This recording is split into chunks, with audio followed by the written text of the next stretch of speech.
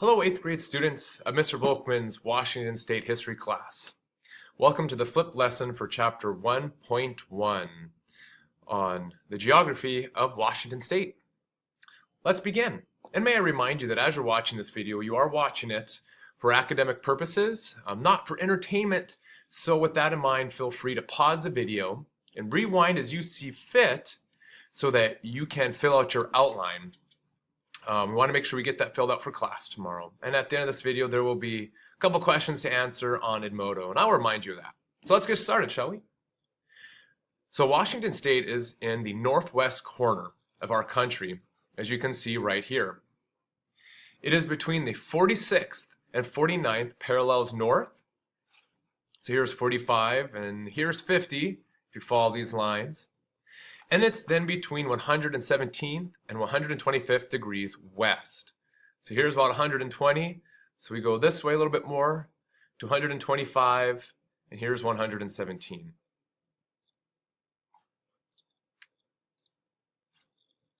Also, looking at more specifically the northwest corner, which is our state, Washington State covers 68,139 square miles. So it is a sizable state in our country. Not the biggest, but fairly big. So some boundaries of our state. We have two different types of boundaries. We have what's called physical boundaries, and we have what's called political boundaries. The political boundaries are man-made, like the longitude and latitude. For example, if you look up here with British Columbia, this would be a political boundary. If you take a look over here to the east with Idaho, that is also a political boundary. Now we have natural features which also act as boundaries. The Columbia River is a great example. From right about this point in our state all the way to the coast is the Columbia River, and that acts as a physical boundary. Another physical boundary is the Strait of Juan de Fuca, right here between Vancouver Island. Also, the Pacific Ocean acts as a great boundary, a physical boundary. Let's talk about spatial patterns right now. Spatial patterns are influences where people settle and how they use the land. So here's our map of Washington State. Let's make it a little bigger, shall we? Let's keep in mind also what it means for spatial patterns. Remember, they're influences of how people live and how they use the land. As you can see, we have the Cascade Mountains here. Now, how might that influence where people settle and how they use the land? If you thought or said out loud mining or lumber, you would be correct. You find a lot of our mining resources in more hilly type areas in mountains. In our mountains also we have a lot of lumber where a lot of lumber is taken. If we think about the ocean, think to yourself now, how do we use the ocean? If you think or if you said out loud for fishing, for transportation, you would be correct.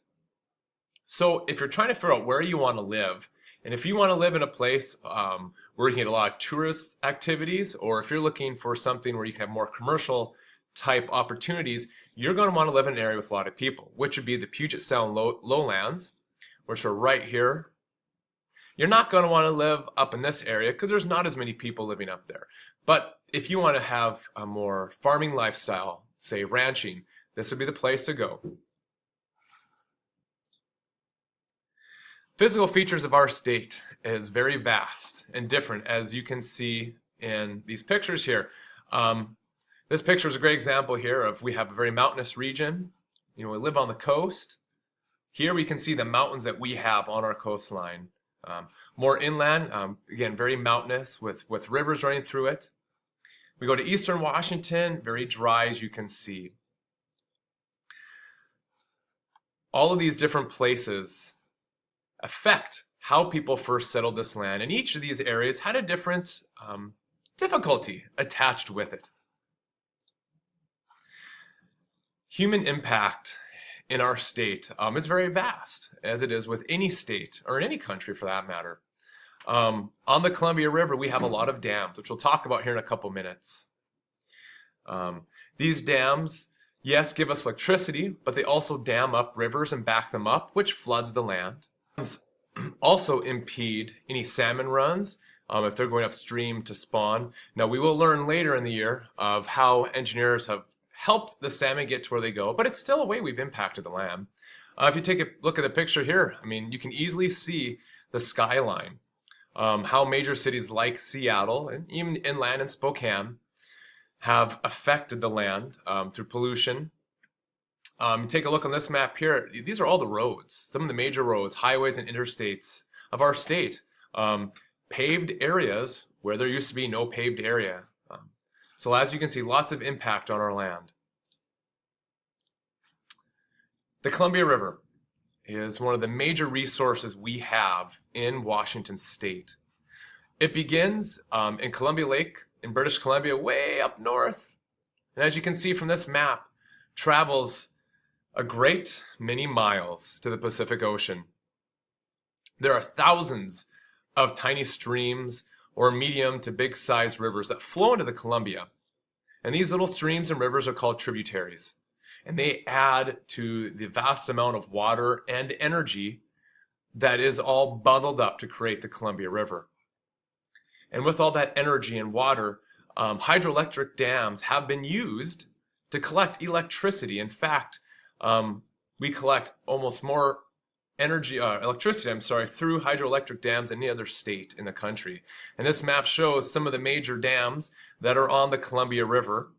It also shows some other rivers here, but we want to focus on the Columbia right here. The Columbia River has definitely given us electricity. It has also given us, fish. Even though with the dams, it kind of impedes some of those spawning grounds. Irrigation is another huge theme that the Columbia River has given us. As you can see here, this area is the Columbia Plateau. That's why the river takes a huge, weird detour when rivers normally head south. They don't normally head north like the Columbia does.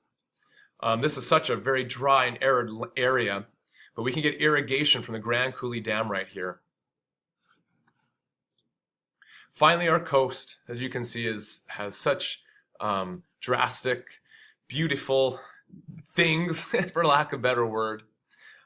We get so much from our coast.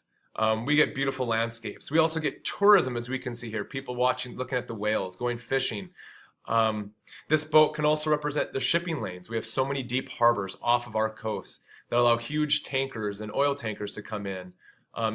Tankers carrying cargo. We have the Navy bases here because of these deep water ports. The coast also affects our weather and gives us a very temperate climate. The water in the ocean takes longer to cool off, thus it's warmer. And because of the warm air radiating off the ocean, when the wind comes, it pushes that air inland, giving us this mild, this temperate climate that we have. Now, of course, over in eastern Washington, it's a different story, but that's because of the Cascade Mountains, which blocks a lot of that warm air, releasing it into rain. So eastern Washington's a lot more mild. This is the end of this flip lesson. Again, rewatch the video if you've missed anything on your outline.